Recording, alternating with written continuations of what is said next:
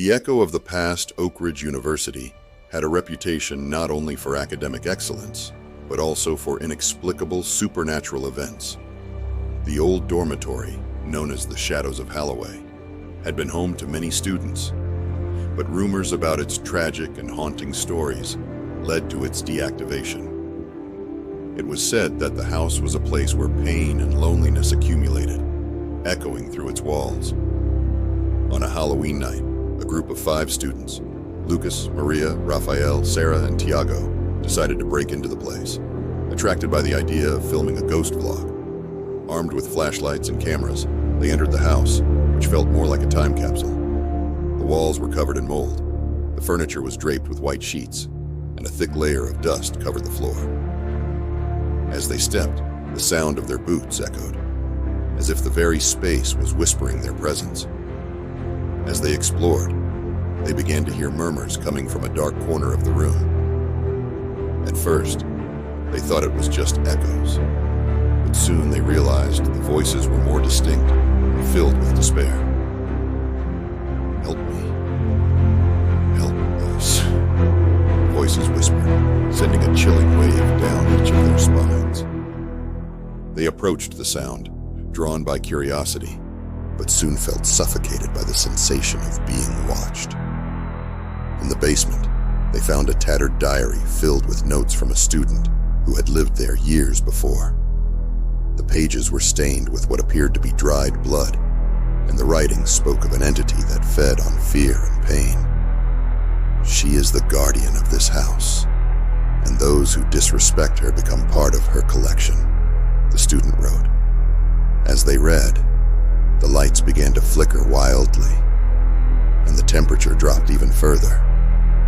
Desperate, they tried to leave, but the door was locked. The feeling of panic grew when they realized one member of the group, Tiago, had disappeared. Their voices now mingled with screams of terror. When they finally opened the door, Tiago was outside, but his gaze was vacant and lifeless. "She called me," he said, before collapsing. The next morning, the house was silent, and the diary had vanished, as if it had never existed. The students were never the same, as the presence of the entity followed them, making each of them hear the echoes of their laughter and screams for nights on end.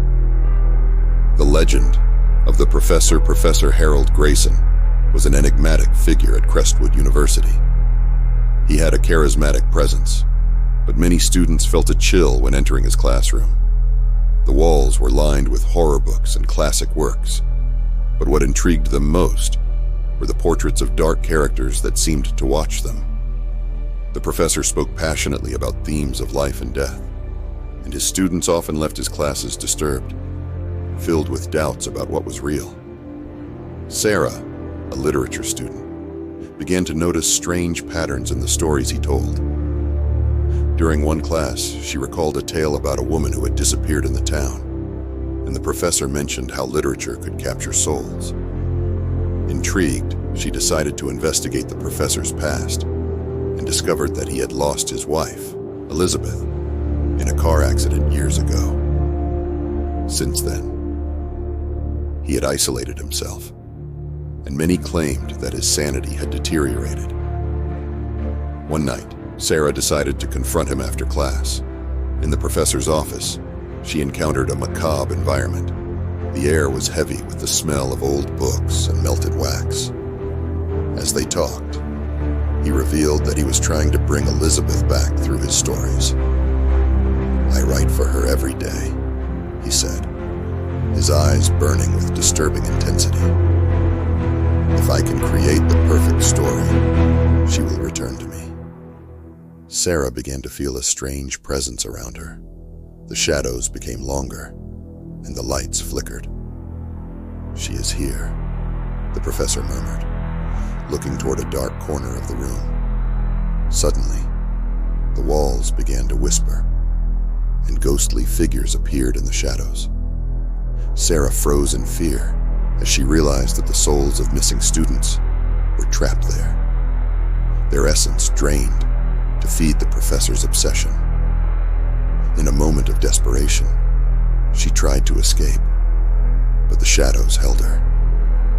When she finally managed to break free, the images of the missing students haunted her. However, every time she closed her eyes, she saw the figure of Elizabeth, with a sad look and an outstretched hand, pleading for release.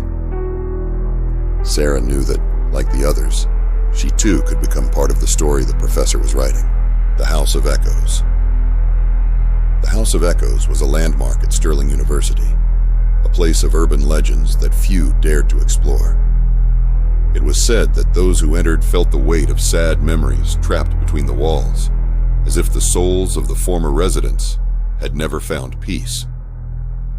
Students often reported hearing children's laughter at night, even when no one was around. A group of friends, Amanda, Felipe, Bruno, and Juliana, decided to spend a night in the house, armed with flashlights and the determination to film their own supernatural experience. As soon as they crossed the threshold, they were met by a chilling breeze that felt like invisible hands touching their skin. The walls were covered in old graffiti, and the furniture seemed to have been left there by the force of time, its shapes distorted by dust and moisture. As they explored, they began to hear whispers. "Help us!" the voices called, and children's laughter echoed through the house, provoking a mix of fear and curiosity. The group decided to investigate the origin of the sounds, and upon entering the living room, found a collection of old toys, all in perfect condition. When Amanda touched one, a wave of cold coursed through her body, and she saw visions of children playing in the house, their faces dark and their eyes empty. Desperate, they tried to leave, but the door slammed shut with a bang. Panic set in as they realized that the lights of their flashlights began to flicker. The laughter turned into screams, and the atmosphere shifted from playful curiosity to absolute terror. Juliana began to cry as the shadows around them seemed to take form, emerging from every dark corner. When they finally managed to open the door, panic took over. They ran down the hallway, but were disoriented, as if the house were changing around them. Amanda, however, was separated from the group. Alone in one of the rooms, she felt a cold presence, as if multiple hands were trying to pull her into the darkness. When she looked in the mirror, she saw her own reflection morph into the face of a child who had lost their life in the house. When they finally rescued Amanda, they rushed out of the house, but the image of the children and the voices still echoed in their minds. The next morning, the friends found an old newspaper that recounted the tragic story of a family that had disappeared there decades earlier. At the bottom of the article, a disturbing phrase read, "The children still play in the House of Echoes, waiting for new friends." The campus of the Lost at Hillcrest University. The legend of the alternative campus was known by few, but intrigued the bolder students.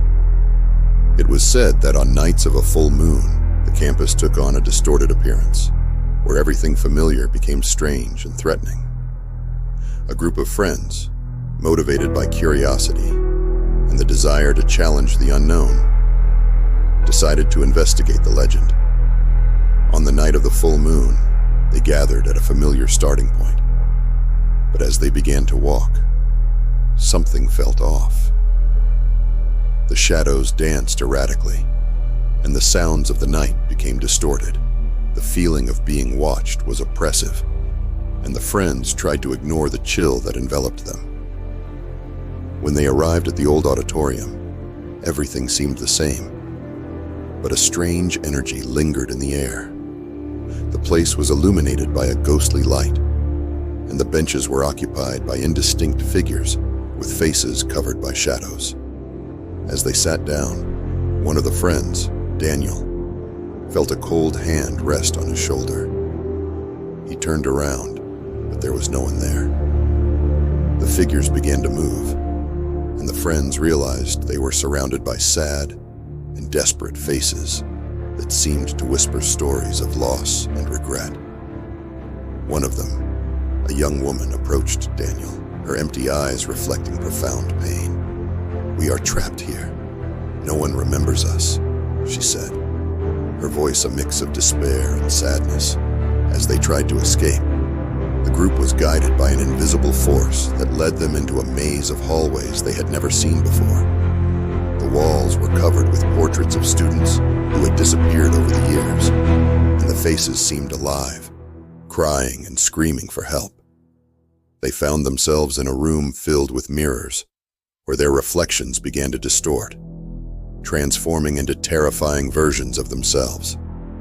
Desperate, they tried to unite, but the house began to collapse around them. When they managed to exit, they realized they had lost track of time. Night had turned into day, but the atmosphere remained heavy. They were never able to explain what happened that night, but the feeling that they had left something behind haunted them forever.